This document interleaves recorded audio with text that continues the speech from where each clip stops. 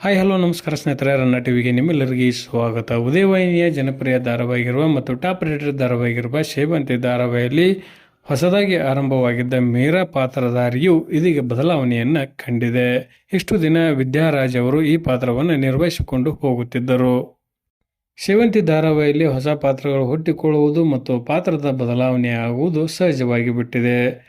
ಸದ್ಯ ವಿದ್ಯಾರಾಜ್ ಅವರು ಪುಟ್ಟಕ್ಕನ ಮಕ್ಕಳು ಧಾರಾವಾಹಿಯಲ್ಲಿ ಪ್ರಮುಖ ಪಾತ್ರವನ್ನು ನಿರ್ವಹಿಸಿಕೊಂಡು ಹೋಗುತ್ತಿರುವ ಕಾರಣಕ್ಕಾಗಿ ಅವರು ಧಾರಾವಾಹಿಯಿಂದ ಹೊರಬಂದಿದ್ದಾರೆ. ಇನ್ನು ಅದೇ ರೀತಿಯಾಗಿ ಮೀರಾ ಪಾತ್ರವನ್ನು ಇನ್ನು ಮುಂದೆ ಕೀರ್ತಿ ವೆಂಕಟೇಶ್ ಅವರು ನಿರ್ವಹಿಸಿಕೊಂಡು ಹೋಗಲಿದ್ದಾರೆ. ಇವರು ಸಹಿತ ಸದ್ಯ ಶ್ರಾವಣಿ ಸುಬ್ರಹ್ಮಣ್ಯ ಧಾರಾವಾಹಿಯಲ್ಲಿ ನಟನೆಯನ್ನು ಮಾಡುತ್ತಿದ್ದಾರೆ.